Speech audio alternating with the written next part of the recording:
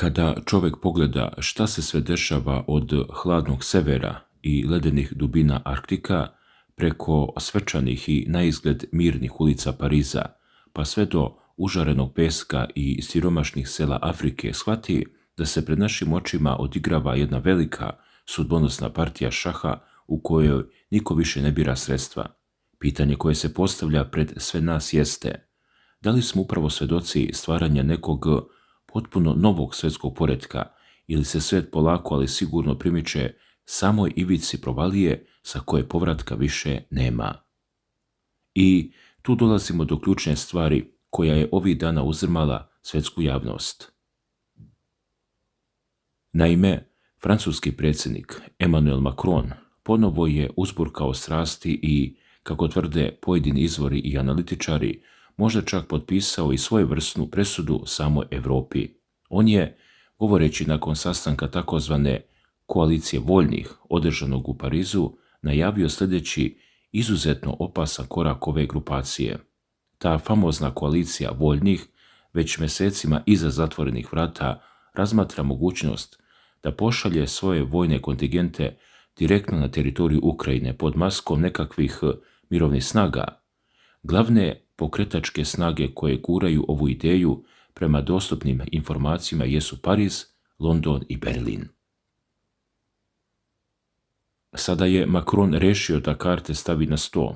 On je otvoreno izjavio da je ova koalicija spremna za taj korak, ali je posebno naglasio da evropske snage u Ukrajini neće biti samo obični posmatrači koji prate situaciju. Prema njegovim rečima, ovaj savez ima isključivo odbrambenu svrhu, ali on neće služiti za nadgledanje primirja. Naprotiv. Macron tvrdi da će to biti direktna demonstracija garancija kako bi se osigurala nepovratnost prekida neprijateljstava. Da stvar bude još ozbiljnija, francuski lider je najavio da će se već u narednim mjesecima održati veliki vojni manevri na teritorijama zemalja koje se graniče sa Ukrajinom. Ali ovdje priča nestaje.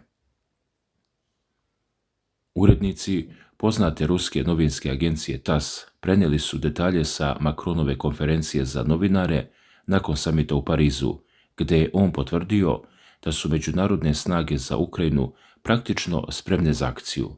Štab tih snaga, kako se navodi iz nedelju u nedelju, koordiniše planiranje i pretvara ga u konkretne operativne akcije na terenu. Cilj predstojećih vojnih vežbi u pograničnim zemljama je, prema Macronovim rečima, da se testiraju planovi brzog raspoređivanja i da se Rusiji demonstrira apsolutna spremnost zapadnih vojnika. Ljudi, zato je važno razumjeti sljedeće: kako na sve ovo reaguje Moskva?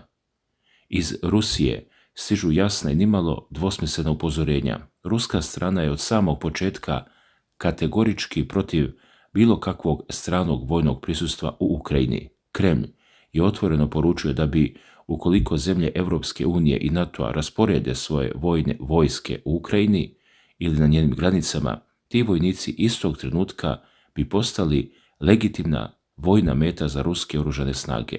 Dmitrij Peskov, sekretar za štampu ruskog predsjednika Vladimira Putina, izjavio je da je zvanična Moskva sa velikom pažnjom pratila dešavanja na samitu u Parizu, ističući da su se tamo okupili predstavnici zemalja koje su direktno zainteresovane za nastavak i raspirivanje ukrajinskog sukoba. Ruski ministar spoljnih poslova Sergej Lavrov također je naglasio da bi osiguranje bezbednosti Ukrajine putem strane vojne intervencije u bilo kom delu njene teritorije za Rusiju bilo potpuno neprihvatljivo. U tom trenutku postavlja se pitanje: kako se u celu ovu napetu priču uklapa Srbija i njen predsjednik Aleksandar Vučić?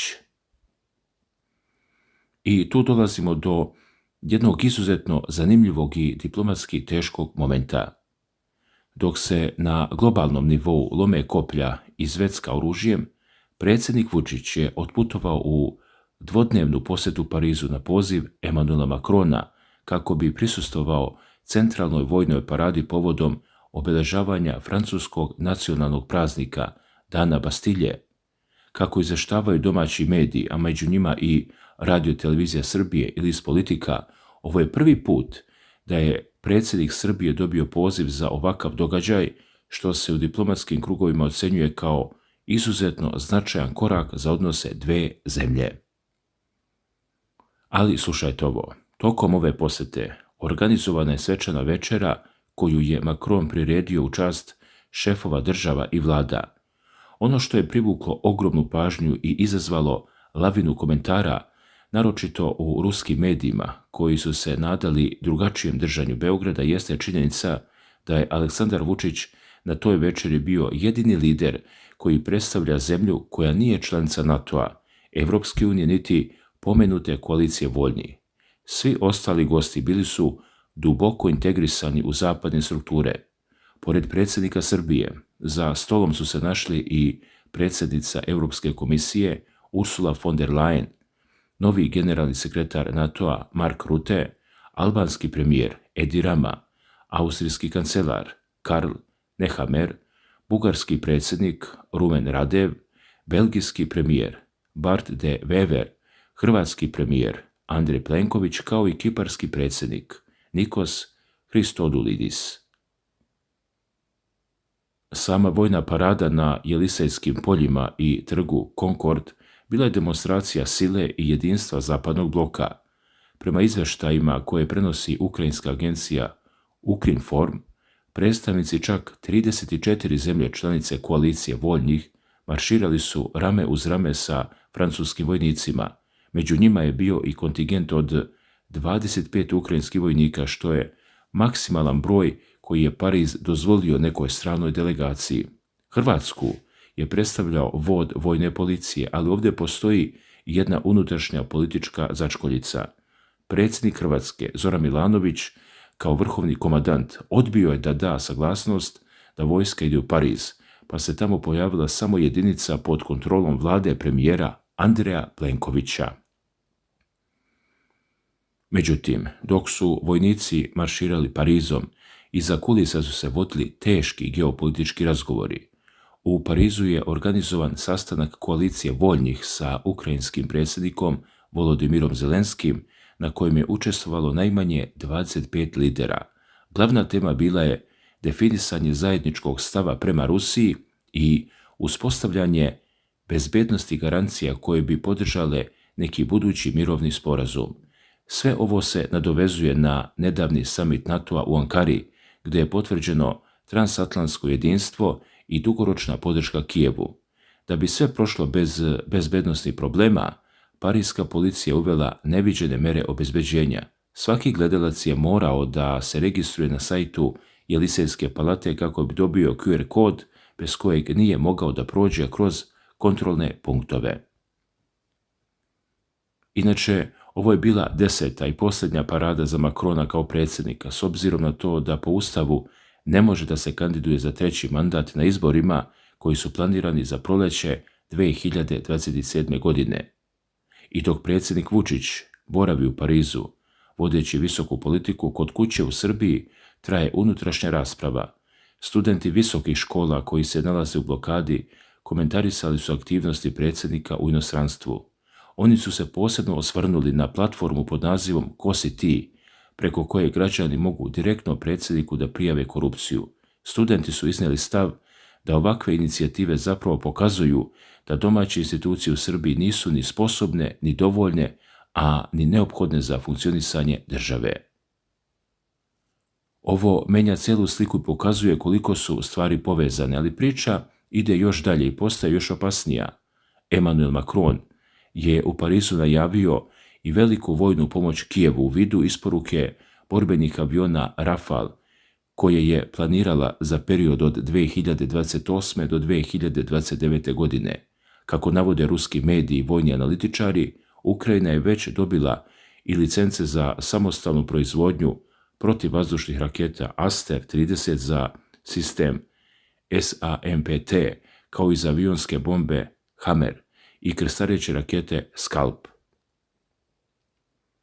Emmanuel Macron je potvrdio da obuka ukrajinskih pilota za upravljanje avionima Rafale počinje u Parizu u narednim mjesecima, a grupa od 16 ovih moćnih lovaca bit će opremljena najsavremenijim naoružanjem za upotrebu u ukrajinskom vazdušnom prostoru.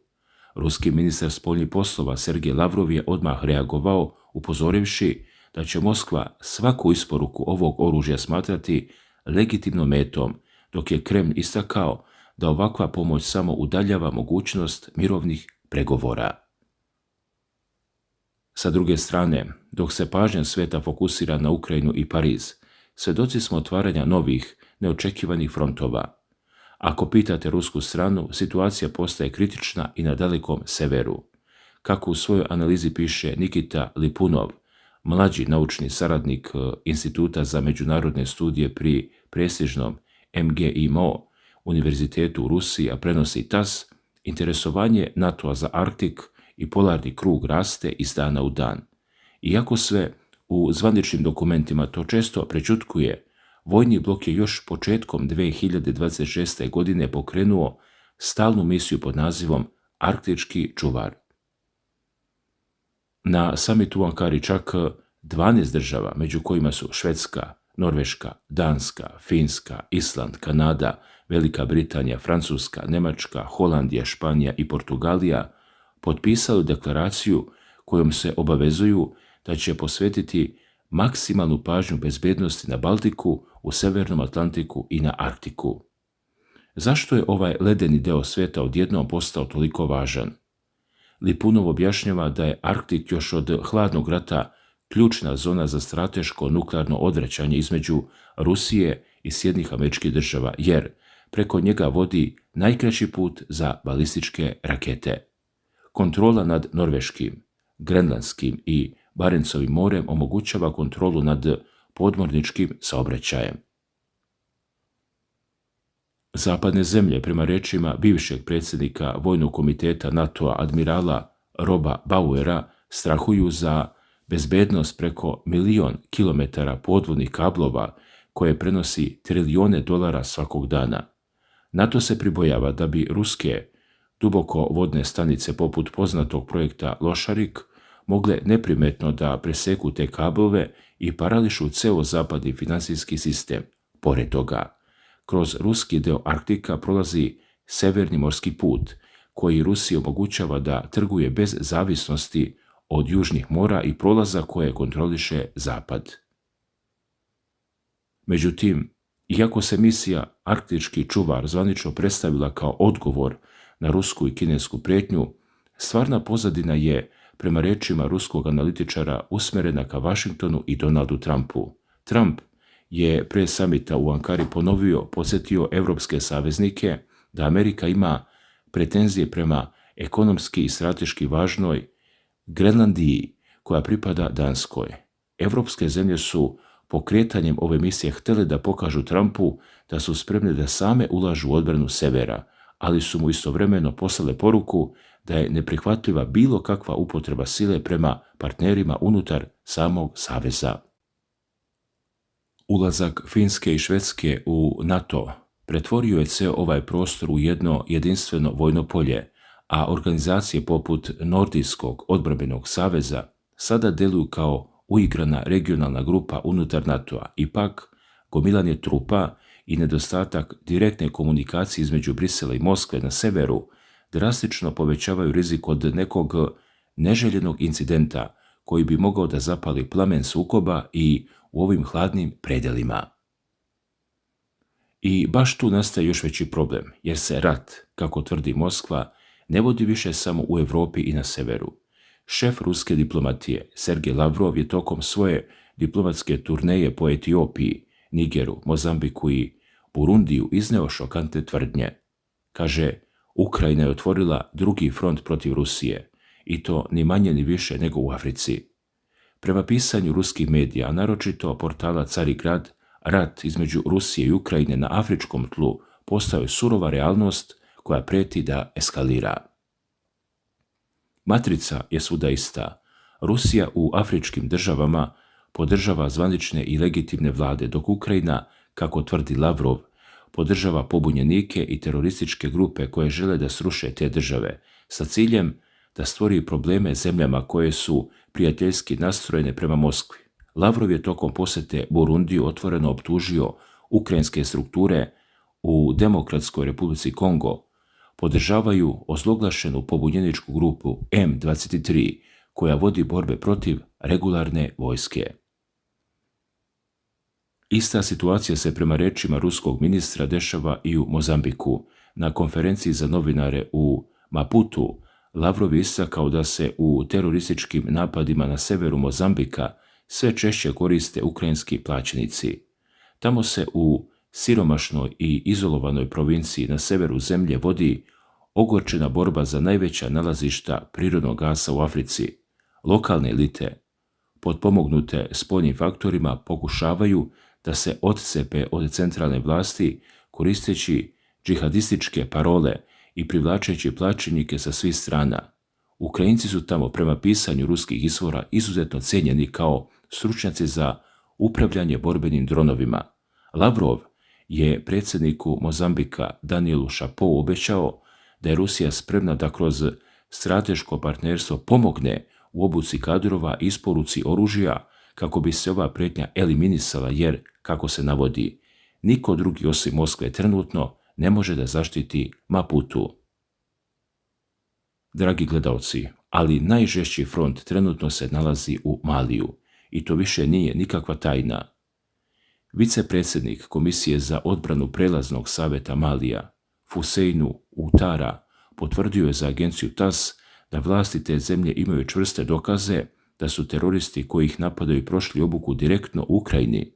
On je naglasio da su svi kamikaza dronovi koje koriste pobunjenici ukrajinskog porekla.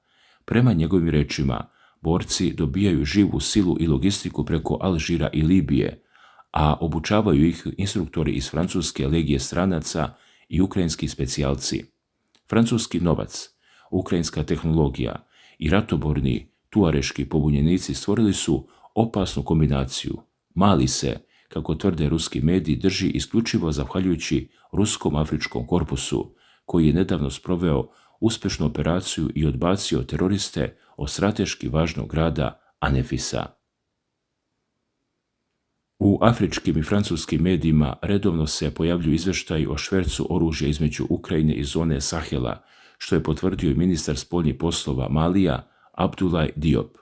Zbog svega ovoga Mali je još u avgustu 2024. godine zvanično prekinuo diplomatske odnose sa Kijevom, optužujući ukrajinsku tajnu službu GUR da direktno sarađuje sa francuskim obavještajcima na njihovoj teritoriji.